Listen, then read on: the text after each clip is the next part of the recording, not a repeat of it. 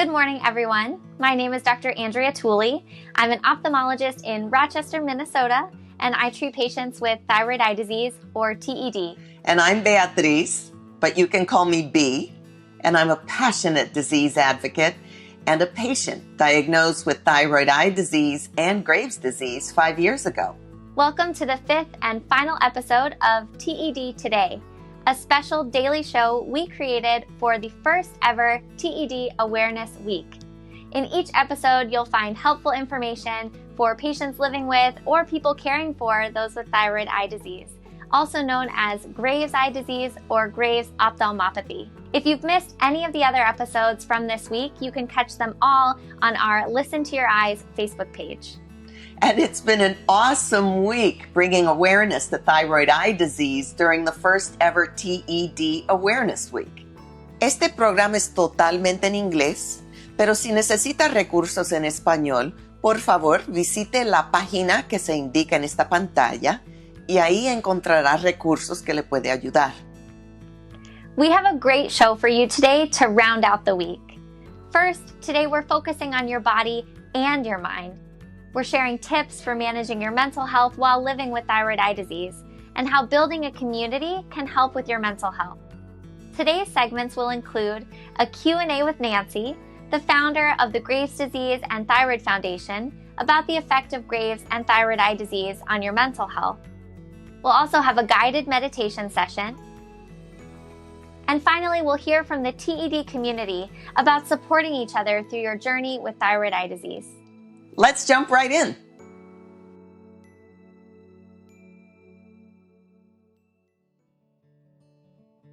For our first segment, we'd like to discuss something that's critically important for all of us to understand.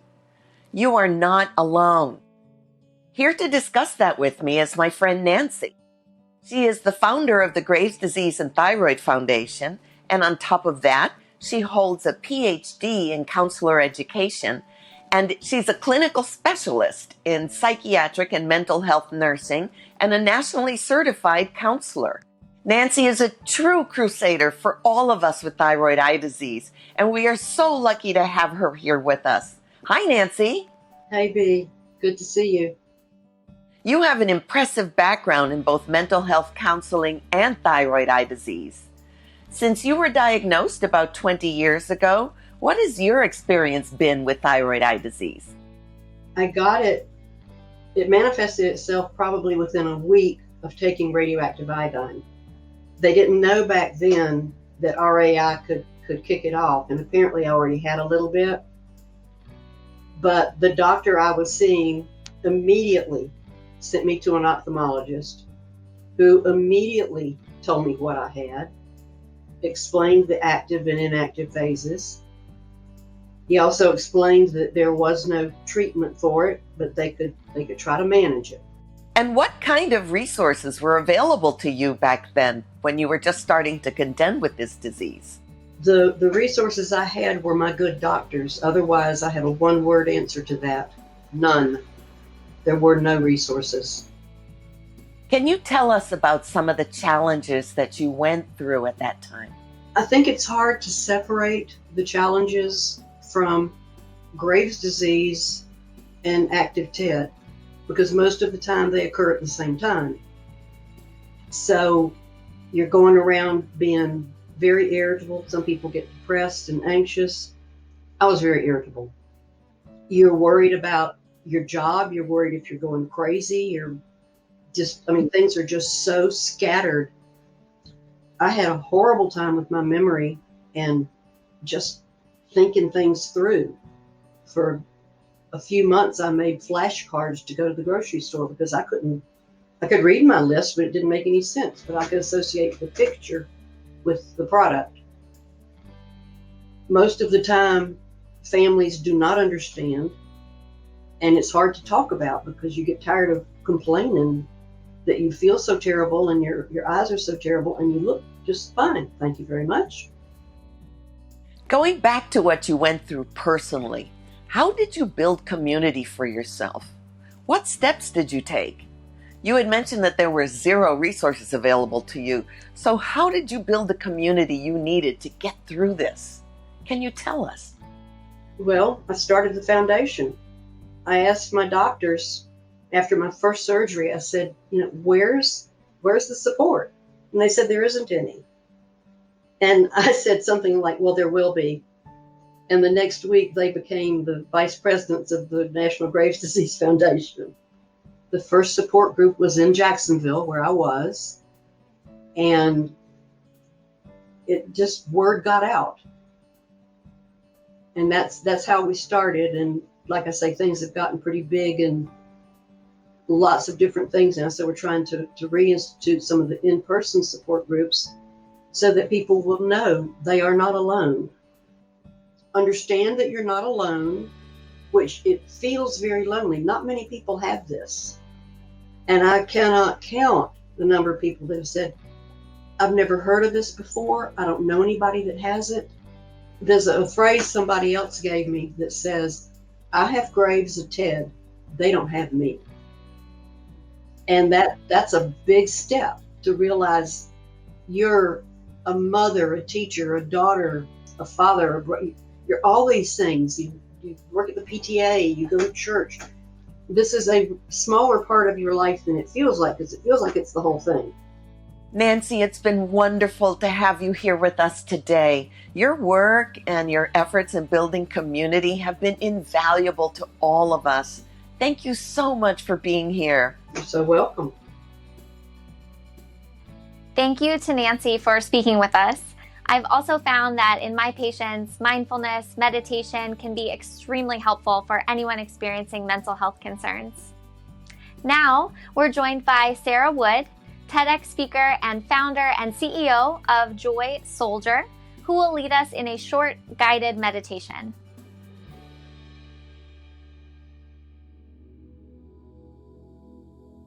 My name's Sarah, and today we're going to do a short practice that you can use throughout your day and return to at any moment. So get yourself comfortable where you're seated or standing. Shake out your hands, roll out your neck. As you inhale, roll your shoulders up to your ears. And as you exhale, roll them down your spine. I'll invite you to close your eyes if that feels comfortable to you. And we will take 3 stress-relieving breaths. Inhale through your nose for the count of 4. 3, 2, 1. Feeling your chest and lungs full of air, holding at the top and releasing out your mouth like a sigh for 4, 3, 2, 1. Holding at the bottom, empty of air, to inhale again for 4, 3, 2, 1. Holding at the top, filled with oxygen, exhaling like a sigh, let something go for 4, 3, 2, 1. And this time now, sealing your lips, inhaling for 4, 3, 2, 1. Exhaling out your nose for 4, 3, 2, 1. And I'll invite you to open your eyes when it feels comfortable, to notice the change in your body that you felt, and know that you can return to this practice at any moment. Thank you for practicing with me. Thank you, Sarah, for leading us in a moment of mindfulness. Now that we've discussed the psychological impact of thyroid eye disease and practiced an exercise to help calm our minds, I want to turn it back to those living with thyroid eye disease to tell us how their community has lifted them up and supported them throughout their journey. Let's hear what they have to say.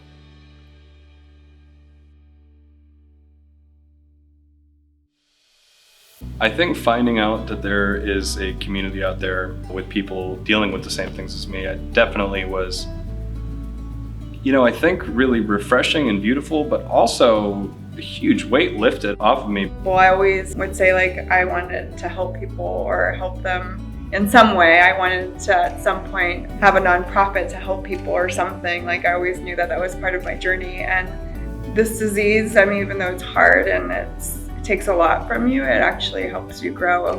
I'm not one to just not speak up for the little person. I'm one to like help, that it was given to me to help others so they don't give up on themselves. For those of you who are just being newly diagnosed with this eye condition, I would tell you to seek out others with the eye disease and learn from their experience. It can be devastating, but it's important to talk to others and learn from their experience. The emotional aspect of the support group is really, really important also, because with any disease, emotions play a huge part, and just knowing that there are other people who have been in those positions before. There is hope. All is not lost, and the onset of Graves isn't the end of the story. It's just the beginning of a journey that can still be a pretty good journey.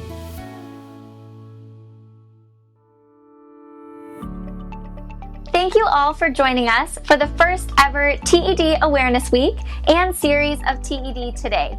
And we want to thank all of our guests who joined us, who shared such important information and helped us to raise awareness about thyroid eye disease. Every one of you has been such an inspiration. We hope that our viewers at home have felt inspired and learned something new, and maybe even had a little fun along the way. For the final time on TED Today, this is Dr. Tooley and B signing off.